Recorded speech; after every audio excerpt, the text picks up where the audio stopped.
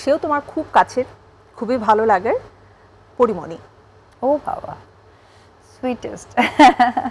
ওর আসলে ঠোঁট কাটা, যেহেতু আমাকে দিদি ডাকে, তো আমি বড় বোনের এটুকু বলবো যে আমি মানুষের কাছে খারাপ হওয়ার বা খারাপভাবে আমাকে প্রেজেন্ট করার একটি মাত্র কারণ আমিও না খুব স্পষ্টভাষী এবং ঠোঁট কাটা মানুষ। পহেলা বৈশাখে একসাথে পান্তা ভাত খাওয়ার এক্সপিরিয়েন্স আছে? প্রচুর। ইলিশ মাছ ভাজা দিয়ে? হ্যাঁ, প্রচুর। এবং আমাদের তো যেটা হতো, এই একটা জিনিস খুব ভালো লাগতো, আমি, আমার শাশুড়ি, আমার ননদ, আমরা 3 বান্ধবী বলতে পারো। আচ্ছা। আমরা 3 বান্ধবী, তো পহেলা বৈশাখ আসলে আমরা আড়ং-এ চলে যেতাম। আড়ং-এ গিয়ে তোমার হচ্ছে আমরা মজা করতাম কি জানো, আমাদেরকে তো টাকা দিতই পহেলা বৈশাখে কেনার জন্য, তারপর মনিরও টাকা থাকতো কেনার জন্য, কিন্তু আমরা দুইজন আবার টেকনিক খাটাতাম। সেটা হচ্ছে আমার শাশুড়ি কেনাকাটা করতেন, আর পয়লা বৈশাখের সময় আমরা বেশিরভাগ মাটির জিনিসপত্র কিনতাম, মানে পরিবেশনার জন্য ডিনার সেট কিনে ফেলতাম।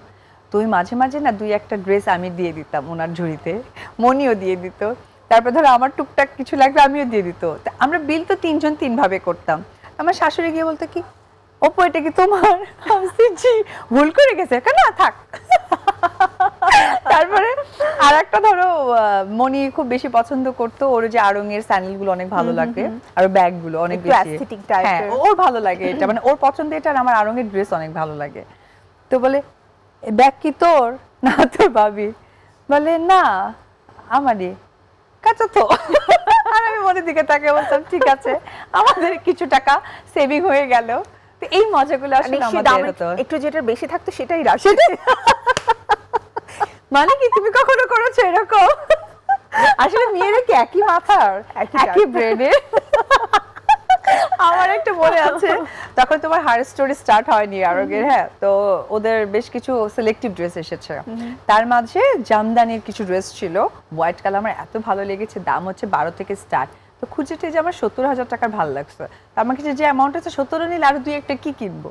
তো আমার শাশুড়ি তো ব্যাগ ভর্তি করেই আনে, তাহলে মনি আমি একটা নিই তুমি একটা নাও, 2 দিন করে পরা যাবে। ও বলতে তখন হচ্ছে তোমার নিকেতনের অপোজিটে একটা আরং ছিল, তো নিয়ে যে উনি কিন্তু সবই বুঝতেন, কিন্তু আমাদের সাথে মজা করতেন, সাপোর্টটা দিতেন। হ্যাঁ, সাপোর্টটা। এই যে একসাথে আসলে শপিং এ যাওয়ার, একসাথে টাইম স্পেন্ড করা, এটা কিন্তু অন্যরকম একটা মজা। মানে 2-3টা মেয়ে একসাথে মার্কেটে যাওয়া বা শপিং এ যাওয়া যে আনন্দ, সেটা কিন্তু পৃথিবীর অন্য কোথাও পাওয়া যায় না।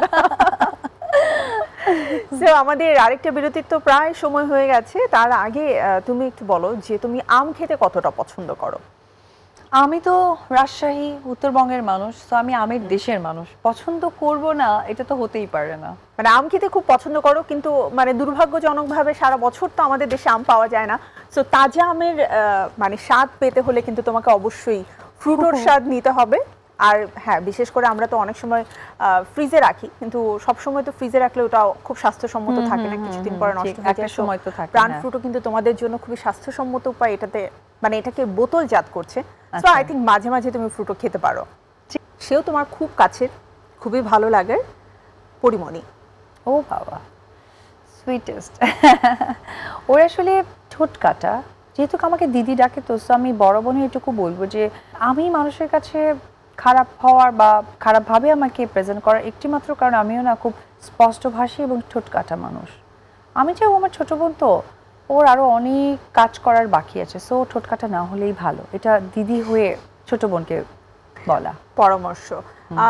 বেশ কয়েকদিন আগে আমরা জাস্ট ফেসবুকে একটা হচ্ছে ক্যাট ফাইট দেখলাম, পক্ষ প্রতিপক্ষ একজন আরেকজনের পক্ষ নিয়ে কথা বলছে, এবং নকল করা, কপিক্যাট, এই টাইপের একটা কথা উঠেছে। শোনো, পরি যেটা লিখেছে বা যাদেরকে উদ্দেশ্য করে লিখেছে, তাদের শুরু থেকে তো এ পর্যন্ত ওই একটাই হিস্টোরি, তাদেরকে তার মনে করিয়ে দেওয়ার কিছু নেই। তারা তো মানে, এবং সে নিজেও কিন্তু হিস্টোরিটা তুলে ধরেছে যে পৃথিবীর সকলেই নকল করে। হ্যাঁ, আচ্ছা, তা আসলে বলে না যে মাচার উপরে কেড়ে আমি তো কলা খাই না, তো ওটাই বলছিলাম যে যে যেমন সে সেটা এন্ড অফ দ্য ডে ওটা মানে ওটা প্রেজেন্ট করবেই, এটাই স্বাভাবিক, মানে প্রকাশ পেয়ে যাবে, এটা বলতে চাচ্ছো।